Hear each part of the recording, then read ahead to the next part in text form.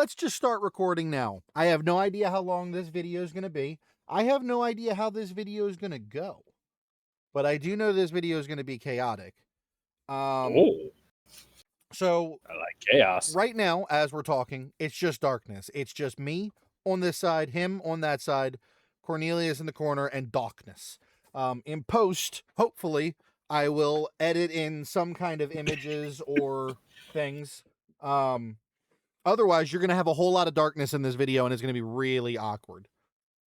Yeah. But that's fine. It is what it is. We'll figure it out.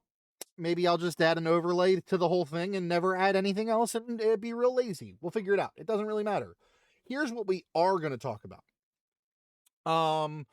So I saw something that talked about something interesting, in my opinion, that I thought could make for a cool video idea. So I was doom scrolling on TikTok. Where you get all the good stuff. As one does when they're, doing the 3 S's. Sleeping, shitting, and starting fires. I forgot another one? Which one? Spitting? Yeah. I'm gonna walk away now. So, it was really only 2, sleeping and shitting. I made up the third one. She added a 4th one just to be a dick. What else is new? But, in that mindless doom scrolling, I found something interesting. Can you stop? I found this. That's fine. Go massage gun yourself over there, you weirdo. I'm trying to record. Oh, I'm sorry. Okay, reverse flash. Reverse flash yourself over there. Jesus Christ. This is why we can't have nice things, YouTube. The video I found was a singular video in a series of videos, but I chose not to watch the rest of them. So one of these will not be a surprise to me, but the rest of them should be. That talked about the horrors, and there were others that were like the cools, the dark secrets, the et cetera, different versions. But basically, every Fallout vault and what made them different from the rest. And I thought, you know what? I don't know a whole lot about Fallout. I played a little bit of some of them. I want to watch the show. Fallout 76 was trash, but it shouldn't have been. Yeah, I've also played a little bit of Fallout. I know a little bit of Fallout. Never seen the show. Do want to watch it. Heard it was great. I've heard great things. But yeah, so my knowledge lies more in Bethesda's other venture. Oh yeah, Elder Scrolls for sure. Yeah. So I am the Forgotten Son at this point. Yeah. So every Fallout vault, or most Fallout vaults, had crazy things going on with them. Experiments, concepts, just horror stories, whatever they may be. So yeah, like experiments that were going on. For the most part, they were experiments. For the most part, yes. So what I have done is I have pulled up a list of every known Fallout vault, and what their experiment was. Should I also pull up a list? I am going to just read them out loud. Oh, okay, that works. So, yeah, I know what very few of them actually are, so let me see if I can find a more updated list before I do this. How recent is this? Hold on.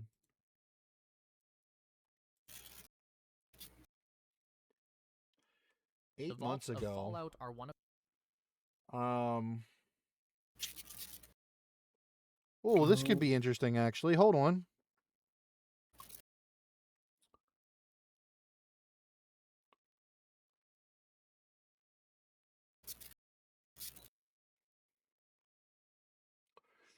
We could watch a YouTube video about it. Oh, we could. And react to it. It's a 36-minute video. Every Fallout Vault every single Vault experiment in Fallout explained.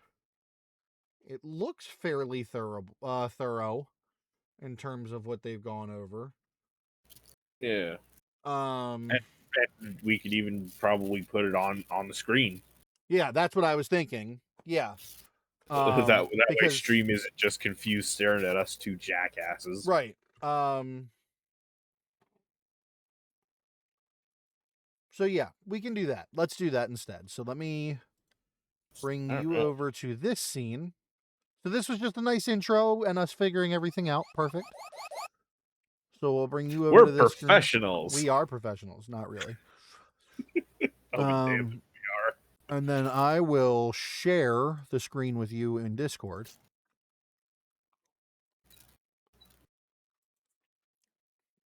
And I will turn the volume up. Oh, and you know what? I will turn channel point redeems off during this. Good shot. So that there are no sound alerts going on, distracting. I'm also going to disable. Yeah, I was about to say I'm going to disable Pokemon spawns. So let me.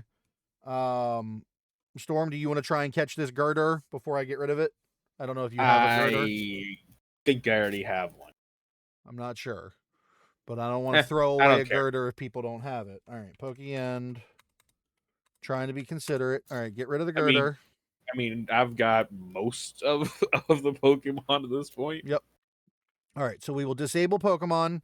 We'll re-enable them after this because we are live on Twitch for anybody watching on YouTube later.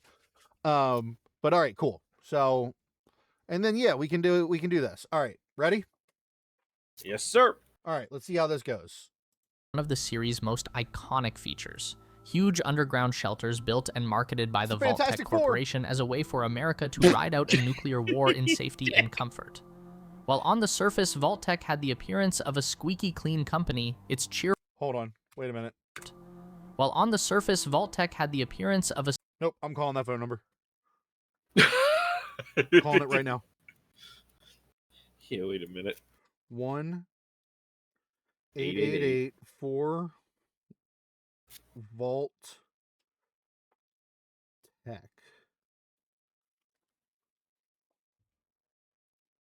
Nothing.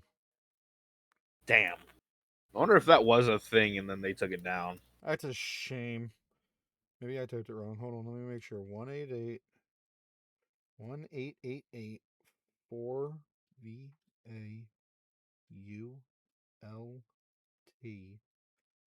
VAULTTEC.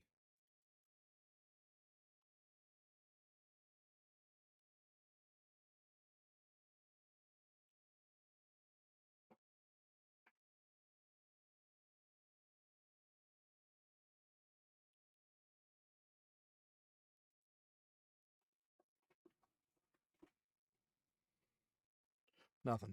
Okay. All right. Oh well.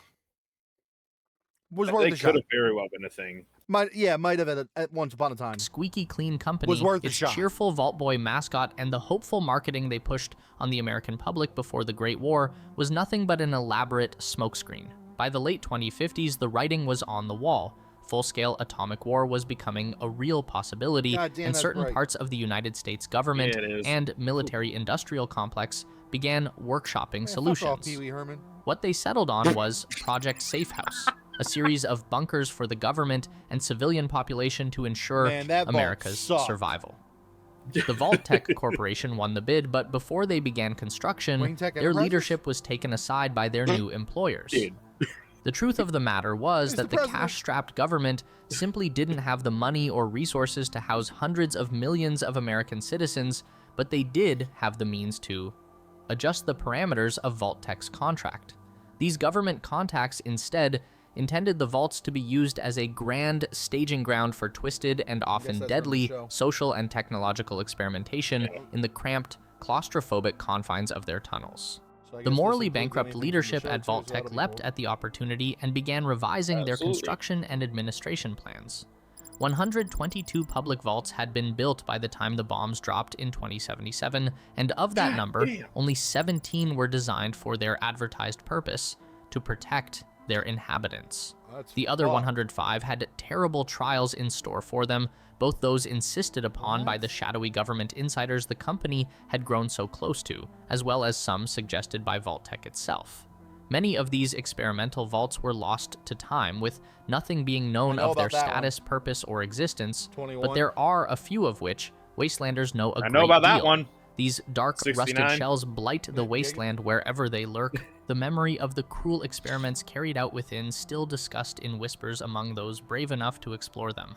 This list covers all the known vaults designed with experimentation in mind, as well as their inevitable, often deadly fates. Out of all Vault-Tec's offerings, 4 was unique, as its experiment was advertised to the public before its sealing. The shelter would be run by accomplished scientists, who would have total control over the civilian population living alongside them. As one might expect, when confronted with no consequences for their actions or overreach, the genetic experiments being performed became increasingly sinister and depraved, with human testing becoming the norm, resulting in the birth of abominations that began to fill the lab's cryostasis wing. They even went as far as abducting Wastelanders to use in their work until the community of volunteers around them finally had enough. Rising up against the scientists, the Dwellers unleashed their own test subjects against them, the mutated creatures slaughtering the staff that had once ruled over the vault. Following that violent escapade, 4 became a beacon of hope for the wasteland, offering aid and shelter for anyone willing to integrate into their society, however strange they may be. As a result, the population of 4 has become a strange bunch indeed, filled with refugees, mutants, and malcontents, all eager to find a vault that doesn't want them dead. A twisted parody of the United States democratic traditions, Vault 11 was built around the concept of sacrifice. When the residents filed in at the start of the war, the experiment was revealed to them. Every year, they would have to select one of their number to be a sacrifice. This was the one they would I saw. enter a special chamber buried deep below the Overseer's office, where they would be killed by the Vault. If the Dwellers failed to send someone into the chamber, the Vault's systems would instead kill them all. Enraged that they hadn't been notified of this little wrinkle by Vault-Tec, they ended up forcing the company-appointed Overseer into the chamber first, making him the first sacrifice. As the years dragged on, it became tradition for the position of Overseer to be sacrificed at the end of their yearly term, and a strange voting system emerged. Political blocs would compete to nominate the most hated residents for Overseer, with cutthroat campaigns dooming them to death. These blocs gained more and more power until an Overseer finally attempted to end the practice, insisting that a random lottery would be more fair. Terrified of losing their power, the blocs rebelled, and the ensuing chaos decimated the Vault's population. By the time the fighting had subsided, only 5 Dwellers remained alive. They bravely marched up to the Vault computer and declared that the sacrifices would finally stop. To their horror, they were greeted by a cheery automated message, congratulating them on their commitment to morality. There was no revenge enacted upon them by the Vault, no need for further sacrifice, nothing. They had been killing their own for nothing. As the computer praised their team spirit while unsealing the blast doors, 4 of the 5 took their own lives, unable to live with the guilt of what they'd done. The last fled into the wastes, determined to spread the grim tale of Vault 11 and the cruelty of the company that created it. I did not know that last part about the 4 of 5 taking themselves out. That's crazy. Yeah, me neither. I heard, so the video I saw talked about the thing that gave me the idea to do this was about that vault with the 1 sacrifice a year. And the video I saw said that they would basically elect one person and they would be basically the president of the vault for a year, the Overseer. Yeah. And they did it for years. And then the last one set up this policy where it would just be a lottery going forward. And that just caused hell to break loose. And then only 5 people were left, and they were like, fuck it, there's only 5 of us left. Just Just kill us. We're not picking. And then it was just, ta-da! You Yeah, win. you did it. Yeah. You're a fucking human being. Right. Exactly. Basically, yeah. And I was like, yo, that's fucked. I need to know what the rest of the vaults did. That's what gave me the idea to do this video. Yeah, no, I think I saw that exact same video too. And I'm like, oh my god. Yeah, it was dark as fuck, dude. I'm like, oh, dude, I was like, this is really cool, but I feel like this would be a fun thing to do on stream. But I didn't want to scroll through 80 TikTok videos to do it. I don't fucking believe you. So, I mean, I'm glad I found this YouTube video. This is perfect. Buried below the city of Bakersfield, Vault 12 was advertised. Also, for the record, I know this is a completely random side note, but, and I don't know that, I doubt that this person, I don't even know who this person's name is. Echo. I doubt this person will ever see me reacting to their YouTube video, but for the record, thank God this person has a tolerable voice. Yeah. I know that sounds like such a weird thing to say, but I hate when people do these kind of videos and they talk in a way that's just miserable to listen to. Monotone, not engaging, just that or the exact opposite, where it's like everything sounds like a fucking cartoon. Oh yeah, that's fair.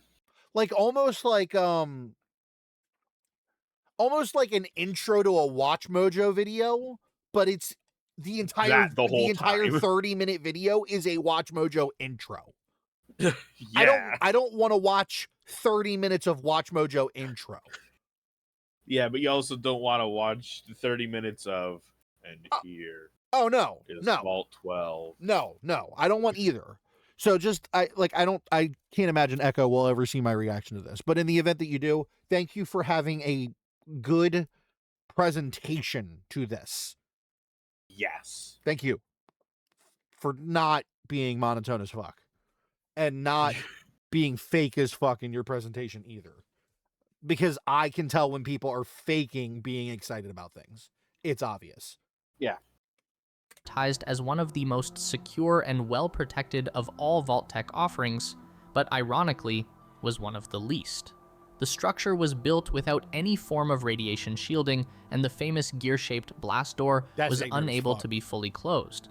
As a result, the hapless residents of 12 were bombarded by steady waves of radiation, sickening and killing many of them. The rest were transformed into ghouls, who less than 5 years after the war escaped the doomed project, founding the ghoul city of Necropolis on its glowing bones. By 2161, the vault only had one functioning piece of hardware, a water chip for the city's purifiers, enabling the city of the dead to survive, if not thrive, in the wasteland. A more forgiving experiment enabled the survival of Vault 15, with its population being sourced from radically different... Hold on. I want to just almost make like a checklist. So what have we heard about so far? We started with 4, right? Yeah, 4, 11, 12. And we are on 15 now. 12. Let me do this a little differently. Hold on. So 4 was... What was 4? 4 was... shit. Oh, the scientist experiments. Experiments. Experiments, a weird way to word that, but... I mean, that's what it was. Mutations. We'll just do mutations. Mutations, yeah. Okay, and then we had 11, which was sacrifice. Yes. And then we had 12, which was the radiation. Yeah, which was just poorly built. Radiation 0. Okay. And now we have 15. I want to try and keep track and just like, so we see if anything kind of doubles up, but also like how much do we not know? Different ideologies. Yeah, anarchists, communists, fascists, hippies, separatists, survivalists, and pacifists all called 15 their home. Despite the difficulties of living with their polar opposites, the dwellers managed to keep themselves from tearing each other apart until they finally had enough, spilling out of the vault only a single generation after its sealing. The denizens of Vault 15 would go on to form the Great Khans, Jackals, and Vipers, 3 powerful raider gangs that would terrorize the region for years, as well as a smaller group which founded the town of Shady Sands using the vault's Gek, creating the basis of what would become the new California Republic. The facility itself would fall into disrepair, picked over by scavengers and wildlife before partially collapsing, burying whatever valuables might still be left in its depths. Not much is known about the ultimate fate of Vault 19, but the nature of its experiment can still be gleaned from the diaries and terminal entries of its residents, as well as the unusual layout of the facility itself.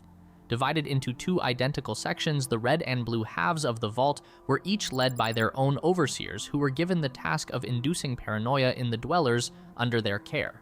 By engineering small but persistent malfunctions and fluctuations in the vault's systems, they caused the population to become suspicious of not only the other side, with reds and blues keeping to their own, but even within their own families and social circles. Strange gusts of wind from the ventilation system, the hallway lights blinking like some sort of code, and strange, high-pitched noises all drove the residents slowly mad. By 2281, the vault had been long abandoned with no signs of violence or a struggle, leading many to speculate on the final consequence of the constant gaslighting of the citizens of 19. Still, it's an out-of-the-way hidey hole with power and water intact, and that's been enough to attract a group of escaped convicts looking to lay low.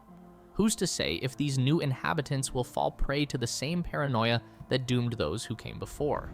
Vault 21 was located under Las Vegas's main strip and was one of the few experimental vaults that actually succeeded in protecting its residents over the long haul thanks to its relatively tame experiment. Instead of having the usual overseer-staff-dweller hierarchy in place, every decision and conflict would be resolved through gambling. The complex was equipped with a wide variety of casino games, with blackjack and roulette proving most popular amongst its residents. Naturally, this cultivated an obsession with luck and chance amongst the vault's population, and when they were finally contacted by the strip's de facto overlord, Mr. House, with an offer to purchase the vault, they put it up to chance. A high-stakes game of blackjack followed, and with a very risky move finally ending the exhausting hours-long game, those willing to sell had come out on top. Fearing anyone having access to the underbelly of his city, Mr. House proceeded to fill the lower levels of 21 with concrete, forcing the residents out and across the wasteland. Only the very top level of the vault was preserved, transformed into the Vault 21 Hotel and Gift Shop, an undignified end for such an advanced bit of technology, but undoubtedly popular with tourists visiting the south side of the Strip. Built under Santa Monica, LA, the 3 vaults were a series of interconnected communities supposedly designed to promote cooperation and unity amongst the traditionally isolated vault societies. With this uncommon configuration first appearing in Season 1 of the Fallout TV show, it's unknown how many other vaults share this innovative layout. Trading resources, ideas, and people, these 3 communities would ensure that each vault could rely on each other in times of hardship. In reality, Vaults 33 and 32 were designed as nothing more than a support system for 31. Breeding stock to fulfill the dream of its overseer, Bud Askins. Kept alive for hundreds of years in a custom RoboBrain chassis, the Vault-Tec executive exercised control over the other 2 vaults using the population of 31, hundreds of company managers frozen in cryostasis, ready to be inserted into the other vaults' populations as necessary, disguised as transfers from the supposedly normal Vault 31. These managers would interbreed with 33 and 32 while influencing their societies, bending them subtly to Askin's will. Eventually, Bud hoped his work would be complete, and the entire population would be transformed into the perfect corporate managers ready to go out and inherit the world his company helped ruin. Eventually, Vault 32 uncovered this deception and descended into civil war, with some supporting Bud's mission and others resenting their nature as unwitting test subjects, wanting to take control of the Vault for their own sakes. The bloody conflict decimated the Vault's population, with the survivors attempting to cut through the doors into 33 in a vain attempt to warn them of 31's deception. They all perished as the Vault systems collapsed. Following an assault by raiders using the empty 32 as a staging ground, Vault 33 is bloodied but still on its feet, racked by internal tensions and with a smashed water chip. The clock is ticking if any of the 3 vaults wish to survive, and the future is grim. Vault 34, located in the Mojave Wasteland east of New Vegas, had little direct meddling with its population after the doors closed. They didn't release gas into the halls, nor did they transform it into some gruesome slaughterhouse. Instead, everything wrong with 34 was built into its very foundations. The vault was purposely overpopulated with very few private living spaces, unable to support the increased numbers. The armory was also drastically expanded and disconnected from the vault's standard security systems, meaning that the overcrowded population would have easy access to a stockpile of military-grade weapons and ammunition. Inevitably, the tight living situation began to worsen as the already cramped complex was filled with more dwellers born in the vault, and the population began to divide into factions. Some wanted to enforce population control, limiting who in the vault could reproduce, and others violently opposed the idea. Sensing trouble brewing, the overseer locked the armory, denying weaponry to anyone but the certified security staff. Enraged by this infringement of their right to access their recreational miniguns, a group of rioters stormed through the vault, stealing any loose weapons and fighting their way through security and out into the wasteland, well, I mean, this is with the door America, quickly to be being fair. sealed behind them. As fighting raged around the entrance, another group stormed the armory itself. Although unsuccessful, they managed to damage a good chunk of the vault, including the computer system and the main reactor, which began to leak radiation through the now compromised pipes. As the engineering teams in the vault scrambled to repair the damage, the overseer made the horrifying discovery that the controls for the vault door had malfunctioned after its second sealing, trapping the dwellers inside with their decaying reactor. The last fragmented entries left by the overseer are grim indeed. The reactor cannot be fixed, the pipes are flooding the lower levels, and the doors won't budge. All they can do is wait and pray. Pray that someone comes along and opens the door from the outside. Someone to rescue Vault 34 before it's too late, even as their hair falls out and their minds begin to fail. Vault 51 was built into the Appalachian Hills and governed by an AI mainframe going by the designation ZAX. ZAX's mission was to ultimately determine the best way for a community to select its leader, and soon after the facility's sealing, the dwellers held an election. Then another, then another. It seemed like no one could agree on who would be the best overseer, and tensions began to rise. It was then when Zax's assistant, Robert Baker, mentioned that true leaders step up in times of crises that things really started to go downhill. Taking this to its silicon heart, Zax began to engineer crises at ever-increasing intensities, looking to test Baker's hypothesis and create the ultimate leader. This trial-by-fire process ended up tearing the vault apart, with manufactured food shortages, constant blaring alarms interrupting sleep, and personal grudges inflamed, ultimately pitting dweller against dweller. By the time the residents of Vault 76 made it there, the computer had the answer to who would step up in times of crises, who could weather the storm, and finally lead the community.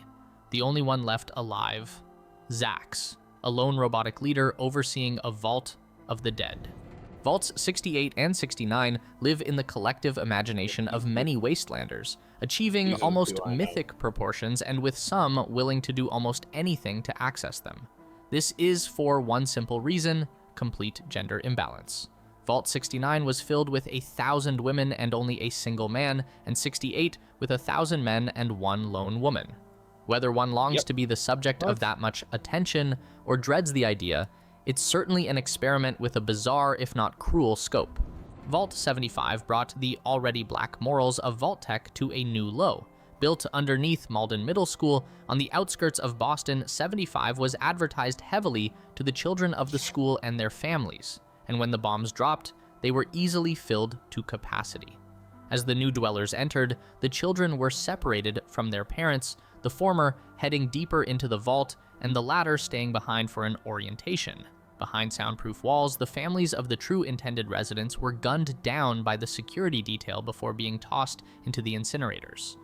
For this experiment, they needed only young subjects. The experiment at this vault was designed to, through extensive physical training, genetic and hormonal manipulation, and selective breeding, create perfect physical specimens out of the vault's children. Believing nothing was amiss, the students trusted their taskmasters completely, undergoing a grueling training regimen and indoctrination before finally graduating. They thought they would be released into the wasteland, ready to do good on their 18th birthdays. Instead, lackluster subjects were simply killed through a lethal injection disguised as a vaccine, and incinerated. Exceptional candidates were torn apart for their genetic material, and the lucky few who showed intelligence but no physical skills were offered a position on the science team running the experiments. The best of the best's genetic material was then recycled, used to create a new generation of super babies destined to grow up and die in Vault-Tech's endless pursuit of perfection. It's not known exactly how the vault came to be abandoned, but a wily scavenger able to fight through the gunners squatting there may be able to get a hint. According to some of the facility's terminal entries, the test subjects eventually learned of their fate and plotted an uprising against their jailers. One can only hope they succeeded and gained the freedom they were promised, but either way, the savage cycle of Vault 75 was finally broken for good. Not much is known about Vault 77, aside from the fact that it only contained one man, whose name has been lost to history. They say that after spiraling into depression from his long years of isolation, he uncovered a crate of hand puppets in the vault's storage. The puppets spoke to him. Driven mad by his forced solitude, he believed he'd finally found the other vault dwellers he'd dreamt of. As his delusions deepened, however, his Vault Boy puppet began to have greater and greater control over him, manifesting a violent personality that he couldn't control. After murdering the king puppet, he and Vault Boy fled their home, traveling into the wastes and leaving the lonely vault completely abandoned.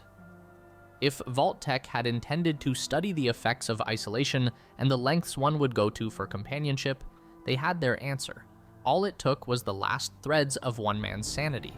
Unlike many of the other Vault-Tech experiments, the hidden purpose behind Vault 81 had a noble goal in mind: the development of a universal cure, something that could free humanity from all disease. Of course, they would design this cure through rampant human testing done on unsuspecting vault dwellers, with many succumbing to the diseases and outlandish cures that would be pumped through the ventilation system. Thankfully for the residents of 81, their overseer was switched at the last minute due to illness, with the compassionate overseer Olivet taking the reins as the bombs began to fall. Disgusted at the idea of running deadly tests on the vault's population, she failed to call on the science team that would inhabit the secret laboratory wing of the facility. Despite her efforts to exclude the scientists and prevent the experiments, 3 made it in, and Olivet was forced to sabotage the ventilation and access systems of the lab, trapping the 3 scientists inside and dashing any chance they had at unleashing their deadly diseases within the vault. After this rocky start, Vault 81 went on to survive and prosper, never knowing how close they came to a slow, grisly end, nor that the ones who would have dealt it to them were still sealed within their walls. Vault 94 was designed to ensure that the post-war world would be able to thrive and feed itself. Along with the dwellers, the vault was stocked with a huge supply of farm-ready seeds, as well as a GEC to terraform the wasteland following the projected 1-year unsealing process. With this extremely valuable stockpile under their care, one might expect the residents of this vault to be well armed and ready to defend their prize, but Vault-Tech had other ideas. Only those totally dedicated to nonviolence would be permitted entry into the vault, with a large proportion being from a religious community of farmers led by the Salivar family. The vault was ruled by a council of residents, with everyone getting a say in how the community would be run. By all accounts, the situation within the vault was utopian, with its peaceful residents eager to repopulate the wastes following their year in isolation. On October 24, 2078, the doors opened and 94 sent out ambassadors across the wastes, inviting all to share in their abundance.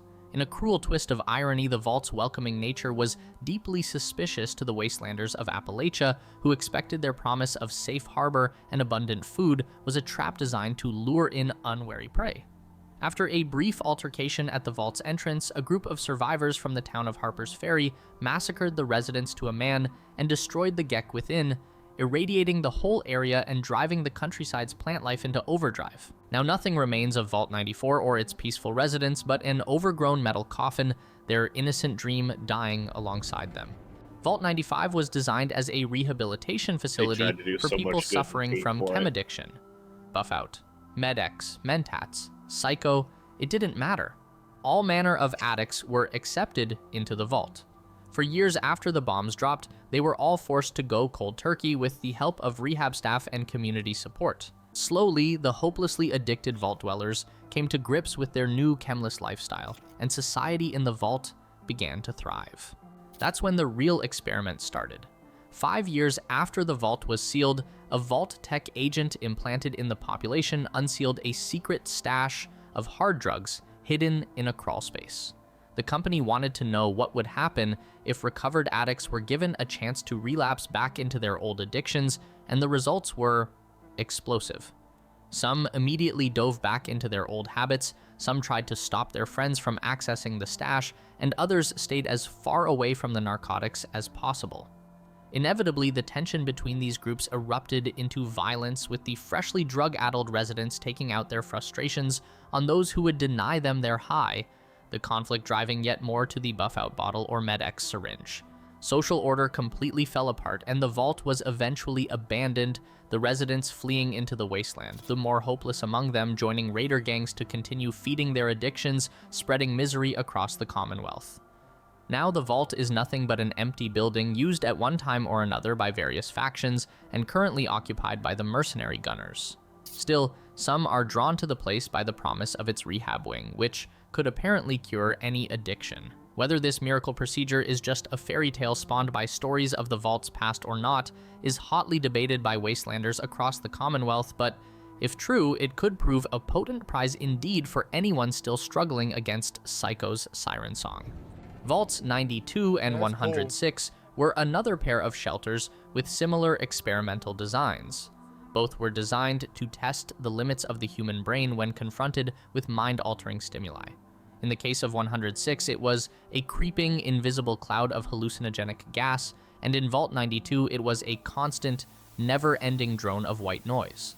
The results of both experiments were similarly grim, causing some of the vault's residents to become docile, relaxed, and suggestible, while driving others into murderous rages. In 106, this happened almost immediately following its sealing, with enraged dwellers attacking anyone nearby and quickly overrunning both the vault's security team and their helplessly drugged companions. Even hundreds of years later, the toxic gas continues to circulate through the dead vault's vents, causing headaches, nausea, and vivid hallucinations for anyone unfortunate enough to explore its depths. In Vault 92, the violence came slower and was much more insidious.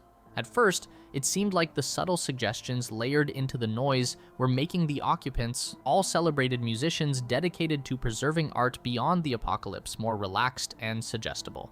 However, after weeks of constant exposure in every inch of the vault, the residents started to snap, killing colleagues and rampaging through the vault.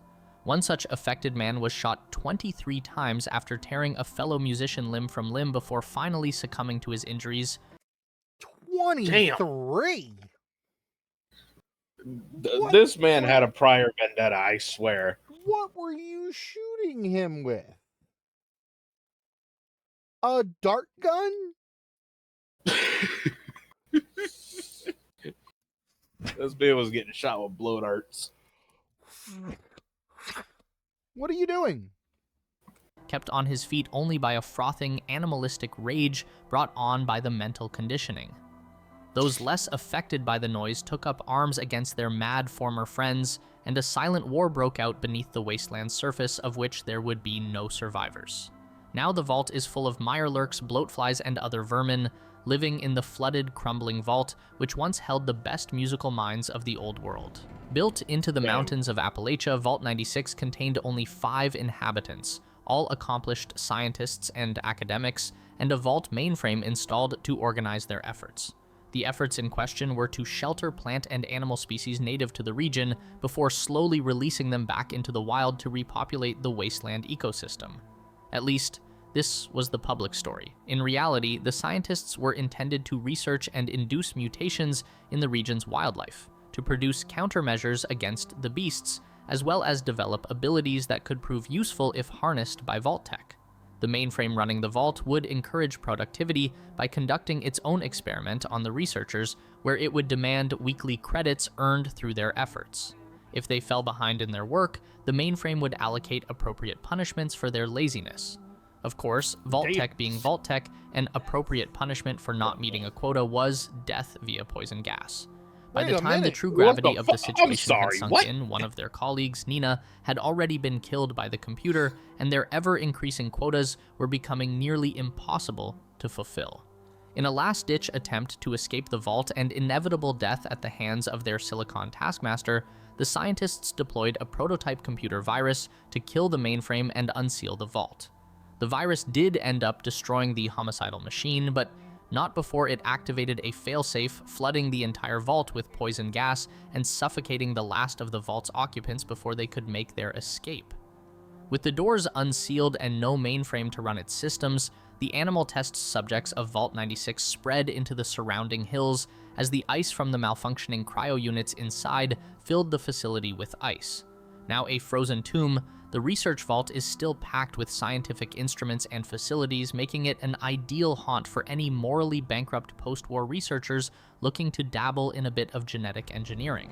One of the crueler vault experiments, Vault 108, was intentionally designed to fail spectacularly in as many ways as possible.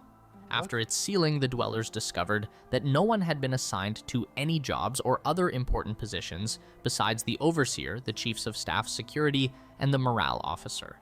After the chaotic assignment process wasted a good chunk of the vault's resources, the residents thought that they'd put the worst of it behind them and settled in for their new lives underground.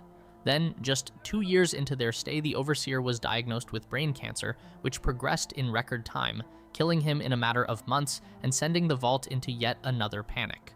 Then, once normalcy was finally established again, the vault's main reactor failed, completely frying the power grid and forcing everyone inside to rely on the spotty and clearly strained emergency power supply. Then, with the power failing and the population still reeling from the shakeups in management, the Garys attacked. Alongside its normal functionality, Vault 108 had been equipped with a cloning lab, and the scientists within were performing human trials on a man named Gary. Now, the original Gary had long since died, but the Vault staff had been repeatedly duplicating his clones, creating a total of 54 copies. These clones weren't normal humans, but neither were they some test tube abominations like centaurs. They looked natural enough, but were severely stunted mentally and were psychotically violent towards every other human that wasn't also a Gary clone. Inevitably, these Garys escaped from their observation chambers and ran wild, overpowering the scientists and sweeping the halls of the vault, running down, killing, and even cannibalizing the rest of the vault's population. This downward spiral was no accident, however random it may have seemed. Vault Tech had wanted to stress test a population to drive them to their limit and see how they'd break. Their overseer had been selected primarily based on his unique susceptibility to cancer. The reactor was only designed to last half of the vault's intended lifespan, and the rec room was barren while the armory was overstocked and unsealed. It was with these weapons that the Garys massacred the vault, weakened by its long-dead designer's malice. Now all that remains of Vault 108 is an empty metal husk, still patrolled by a few lingering clones, the only thing that cuts through the deafening silence. Built in the woods overlooking the town of Sanctuary Hills, Vault 111 was intended as a testbed for cryogenic stasis technology. The residents of this facility would be kept in the dark concerning the process, with only the Vault Tech staff overseeing the vault being made aware of its true purpose. After being directed into decontamination pods, the dwellers would be frozen, with the attending staff observing the results of their extended suspended animation. The experiment went off without a hitch, the scientists observing the frozen test subjects, taking notes, and compiling data. The test was supposed to last for 180 days, after which the vault could be unsealed with an all-clear from Vault Tech headquarters or an overseer decree. But no all-clear came. The overseer also refused to unseal the doors manually, citing fears of deadly radiation just outside the vault. Eventually, in the face of dwindling supplies, the vault broke out into full-scale civil war, with the security and support staff assaulting the overseer and his loyalists, who responded by sending the whole facility into lockdown, entombing anyone who survived the bloody clash. The frozen residents of Vault 111 slept through it all, and for another 150 years beyond that, until finally, the door was opened again. Who knows what the strange and dangerous wasteland holds in store for anyone woken from their frozen slumber? Vault 112 was located under an unassuming garage on the outskirts of Washington and was designed to test the long-term exposure of test subjects to the virtual reality loungers that filled the facility. These pods were equipped with a neural interface and life support systems, which would allow their occupants to live an idealized life free from harm in a simulation instead of the cramped confines of the vault. What could have been heaven for the 85 inhabitants chosen for this vault quickly became a living hell as their overseer, Stanislaus Braun, began to slowly go insane. I can't remember. Braun was a brilliant Vault-Tec scientist responsible for the invention of the miraculous Garden of Eden creation kit, or GECK.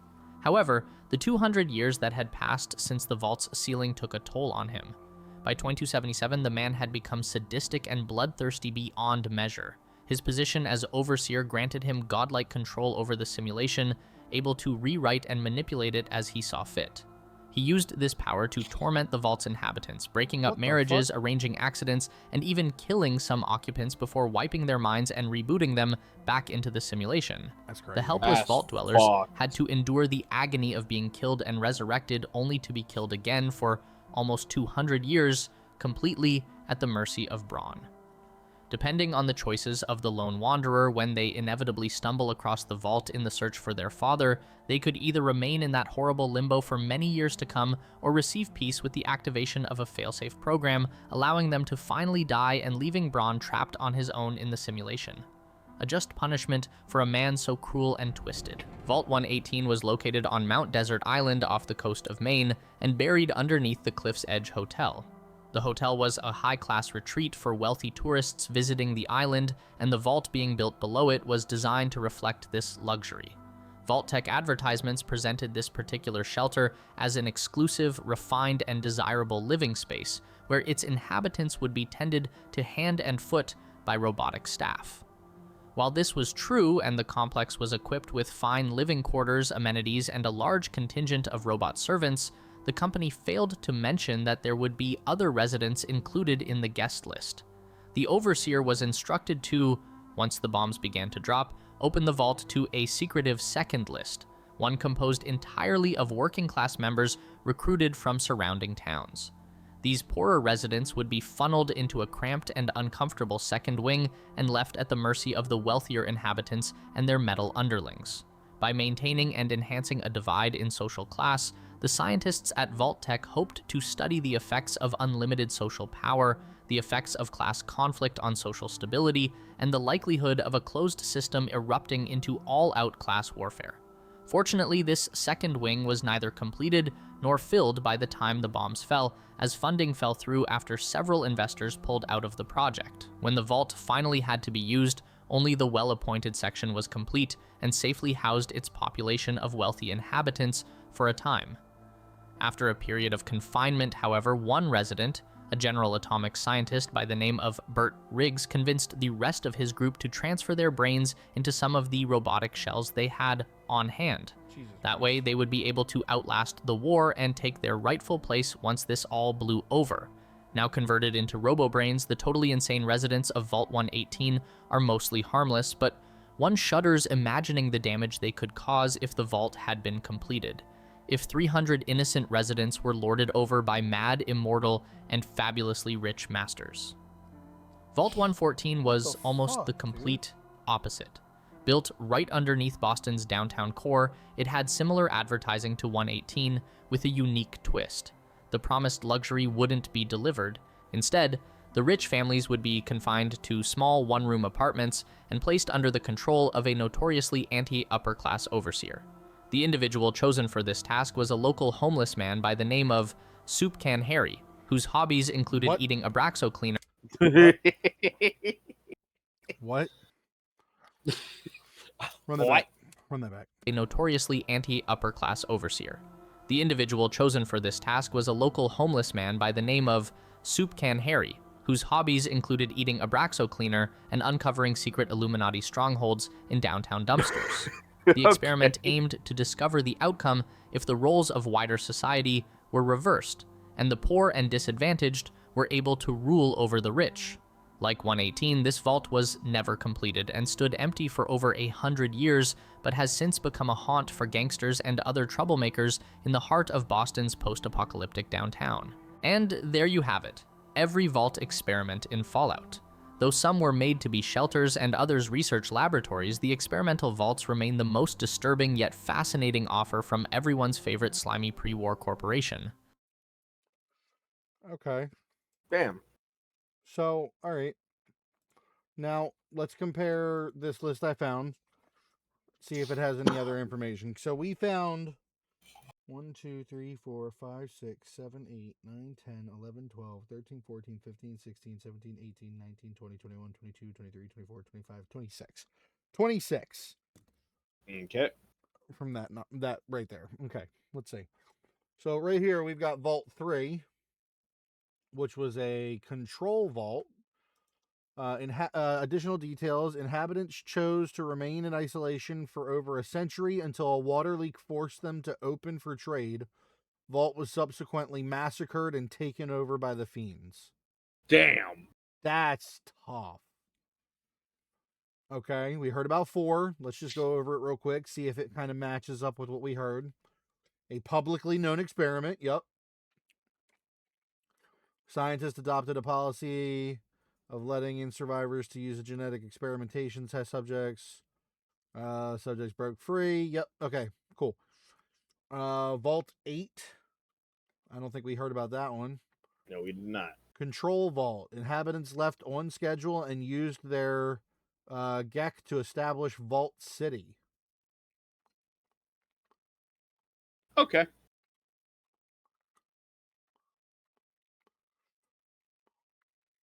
Huh. All right. 11, 12, 13. That one sounds new. Yeah. For the record, 3 was in Las Vegas in the Mojave Wasteland. 8 in northwestern Nevada in Vault City, New California. 13 in Mount Whitney, California. Jesus Christ, that was a lot to read to find what state it was in. Control Vault meant to remain ready and on standby until the residents were needed. Inhabitants chose to remain in isolation until a watership failure forced them to send the Vault Dweller for a replacement.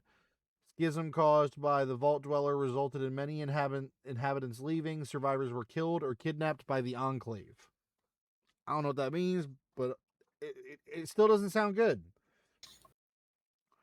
Okay, by the sounds of it, that's where we start one of the games. Yeah, it sounds like Fallout 2 starts there. Yeah. Okay. I'm gonna be honest. So far, it still sounds like 81 was the only really like good one. It's. I mean, 11 was meant to be good, but they didn't do good. They fucked that up. Yeah. A lot of them were meant to be good, and they fucked up. 17. Yeah, but a lot of them were meant to be bad. 17. West Coast inhabitants were kidnapped and transformed into super mutants by the Unity. All right. 22. Mojave Desert.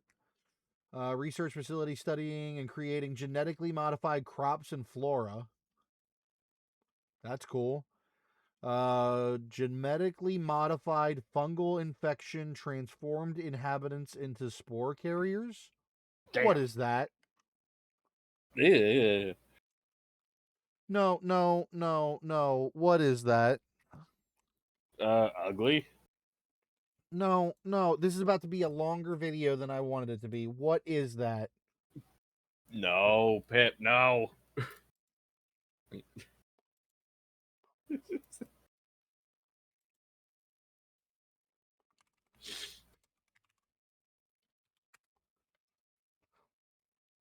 What is that? Why does it look like the missing link?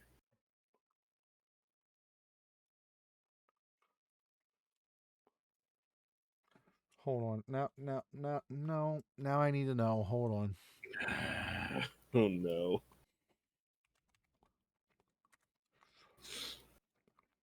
Mute.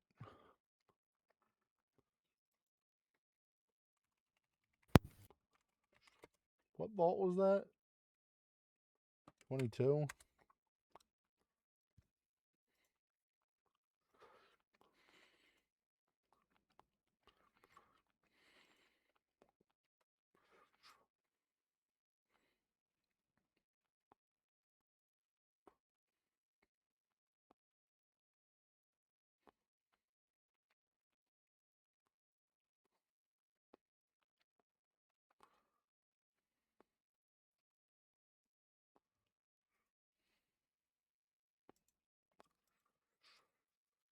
Hang on.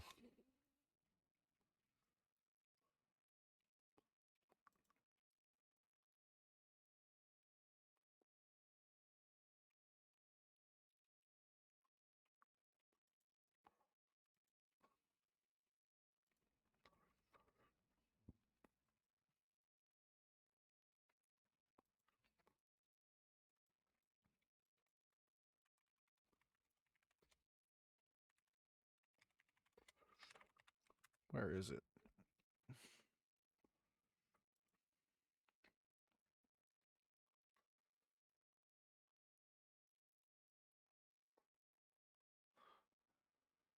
All right, now that I know who you are.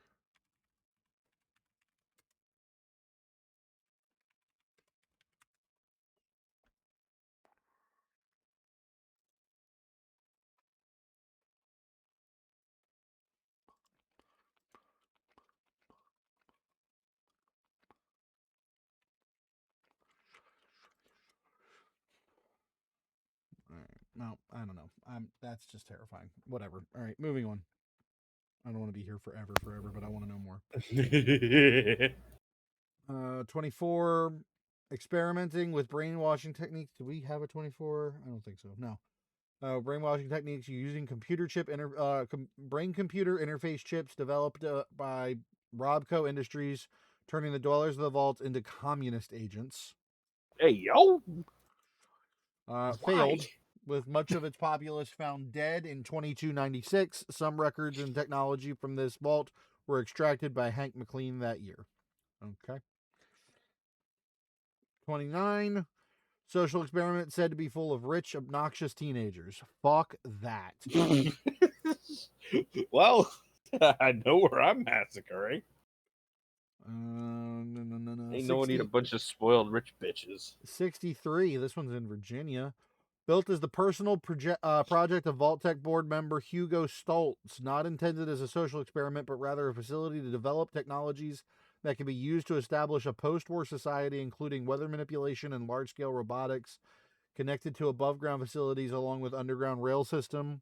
Vault was unfinished, causing dwellers to mutate into ghouls, with some going feral. Research intended to cure feralization ended up damaging the vault, creating a massive storm over Shenandoah, and mutating many of the ghoul dwellers into the Lost. Vault is still active among ghoulified survivors. The Lost. Huh. Okay.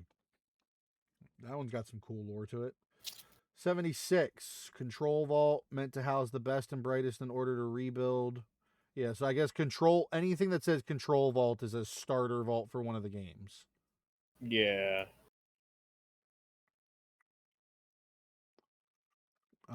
So that would be 3 was a Control Vault for New Vegas. 8 must have been a Control Vault for 2.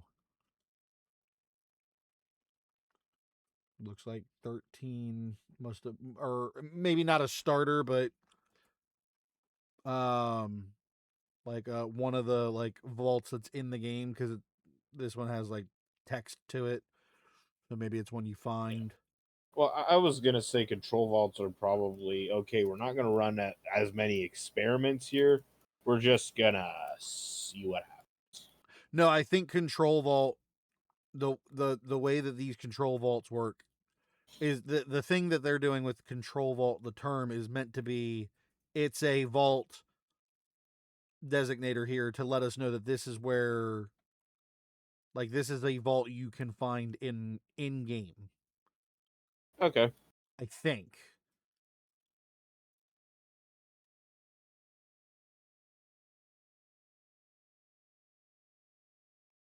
I don't know. All right, let's see. Wait, 76, 79. Facility intended to house the United States Gold Reserve under the protection of the Secret Service. Reactor leak killed or gullified most agents assigned to the vault. Survivors were rescued by the residents of Vault 76 during an attempted heist of the gold reserves. Heist turned rescue mission. I love that. That's pretty great. We got 81, 87. Original experiment scrapped, converted into a research facility studying the effect of the forced evolutionary virus on humans. Civilian population was used as test subjects. The inhabitants were transformed into super mutants and seized control of the vault. Awesome. Gee, I wonder why. Yup. 88. Dumbasses. Testing facility for experimental productivity boosting equipment to be used in other vaults. The vault's construction was never completed. Overseer Valerie Barstow became a ghoul and eventually recruited the sole survivor to help complete the vault's experiments. Nice. That I remember for some reason. 94. Social experiment testing the viability of pacifist belief systems in post-apocalyptic conditions. All inhabitants were members of a non-violent religious community, save a single Vault Tech employee. So that was one we heard about. Yeah.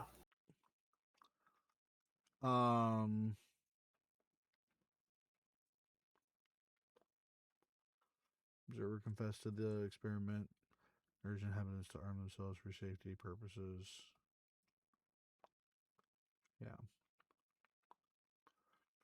This whole thing's just nuts. Let's see. 101. Social experiment in which overseers were granted unlimited authority over a vault intended to remain closed indefinitely. Damn. Overseer Alphonse Almodovar eventually began to send secret scouting parties into surrounding wasteland and recruited an outsider, James, as doctor. Vault eventually fell into civil war after James and the lone wanderer escaped.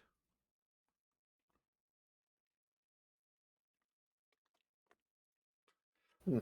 108 we did, 111, 112, 114, 118. So that's it. And then there's like unnumbered vaults.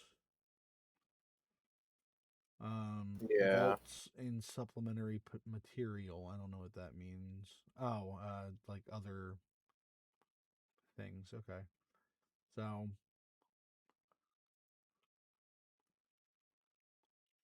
there's more and non-canon vaults. Found in games ejected from the continuity. Okay. That's a weird thing to be a thing. But okay.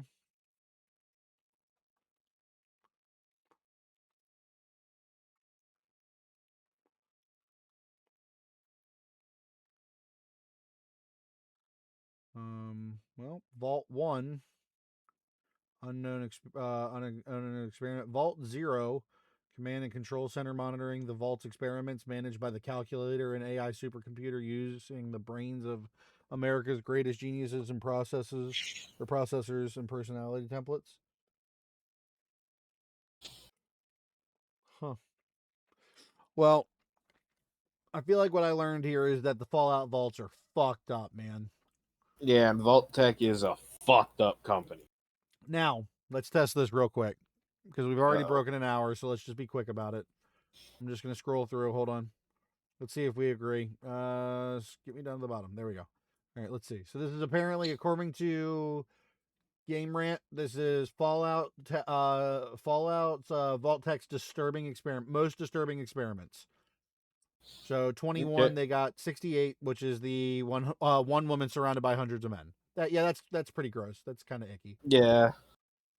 20, they got the sacrifice one. I don't know if that's disturbing. I feel like that one's just sad.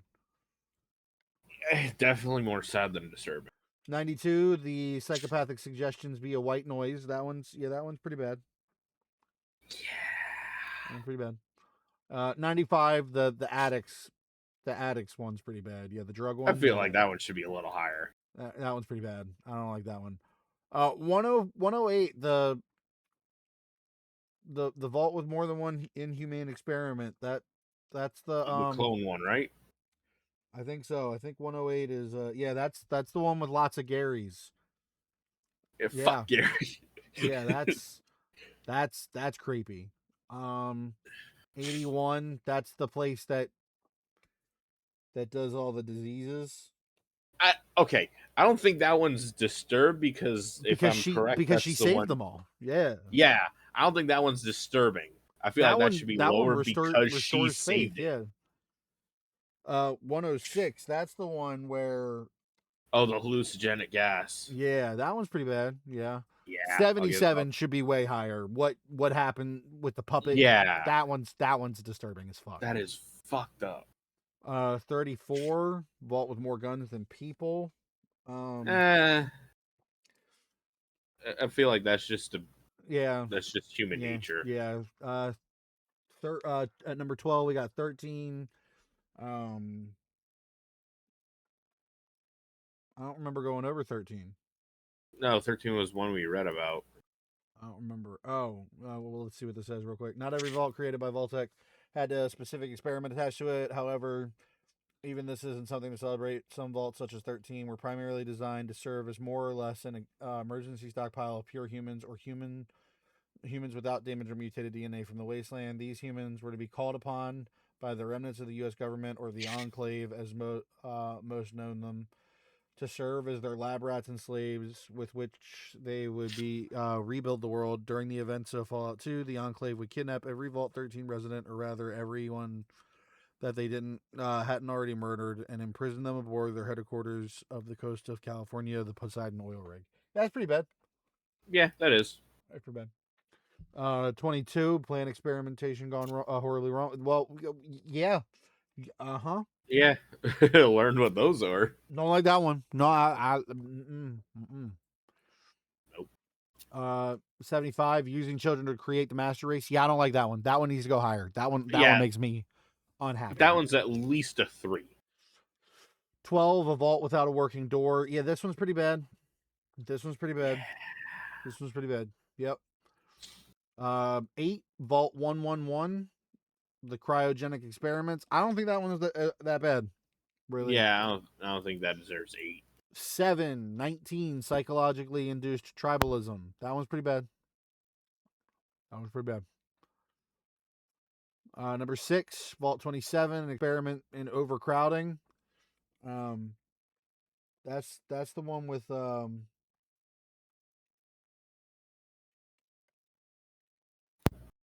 what is this? 27. I don't remember this one. Currently has yet to appear in the Fallout title. It is, however, mentioned in Chris Avalon's Fallout Bible, a collection of documents providing a wealth of information on the Fallout universe. Although these documents are no longer reliable as official Fallout canon, they still provide a lot of interesting information and insight into the Fallout world. The experiment attached to Fallout 27 is a relatively straightforward one. It is purposefully overcrowded by 2 times its maximum capacity. It isn't difficult to imagine the immediate impact of such drastic overpopulation, but suffice it to say, the specifics of the result are uncomfortable to visualize. Yeah, I mean, double max capacity is crazy. Yeah. Yeah, that's bad. 5, 101. That was what? 101? I think we read about 101. To test the long-term effects of an all-powerful overseer on its inhabitants, and long-term meant forever. As it turns out, Vault 101 was never supposed to open for any reason or at any time. This is partly so that the Vault residents can serve as a control group for the Enclave and its experiments as well. I mean, that was just fucked up. That's not really, like, disturbing. Yeah. It's just fucked. 112, humans frozen in time as playthings for a madman. That one's disturbing. That's disturbing. Yeah, no. That, I would argue that's 1.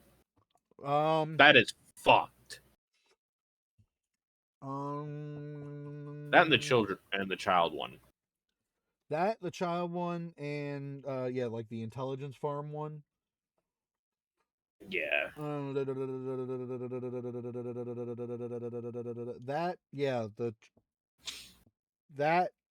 This and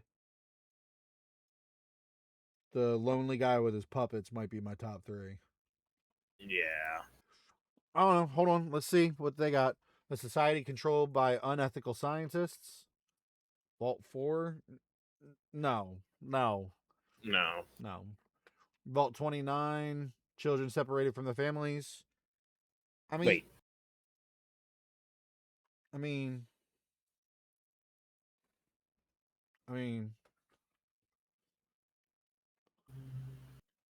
that's bad. Hold on. The canceled Fallout 3 from Interplay, codenamed Van Buren, was set to feature a host of vaults all of its own, one of which being Vault 29. Though much of the information on this vault comes from the Fallout Bible, it has officially been referenced in canon, most notably in Fallout 76. The primary experiment here was that only children under 15 were to be accepted, with their parents going into different vaults, effectively breaking up their families forever. Not much is known about the success of the experiment, though the inhumanity of dividing up families for scientific gain should be obvious. Yeah, that's pretty bad. Yeah. That's pretty bad. I don't know about top 3, but that's pretty bad. I feel like the other child one should be in this one. Yeah, that's pretty bad. And at number 1, Vault 87. I don't know if I know about this one. Resident service test subjects for the FEV. All right. After being exposed to forced evolutionary viruses, with all the residents being used as test subjects. After being exposed to one particularly nasty virus upon their arrival, they were then monitored by scientists who have been tasked with observing and recording all of the subsequent changes that came about as a result of the testing. The results were, to put it bluntly, terrifying. Within 2 weeks of their exposure, many of the vault's inhabitants were dead. They were arguably the lucky ones, however, as those who did survive were transformed into super mutants and centaurs that players would later encounter while exploring the capital wastelands. As shocking as the experiments were, though, they were just the tip of the iceberg.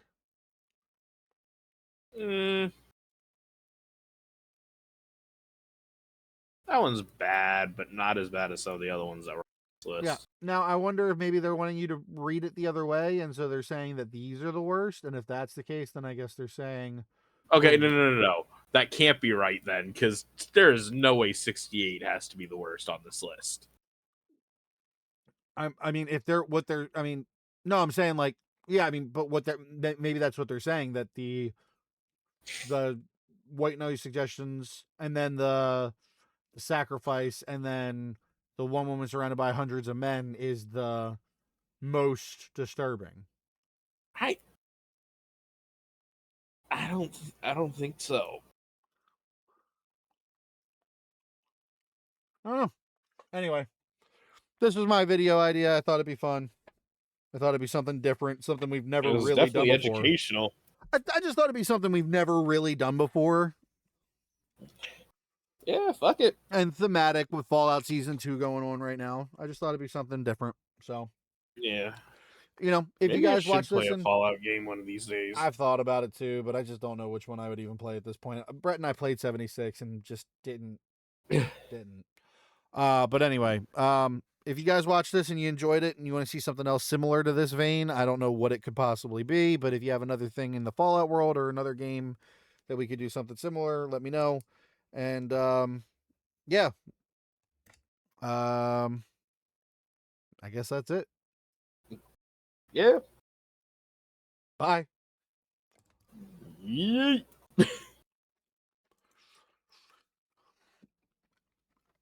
All right. It definitely was educational, though.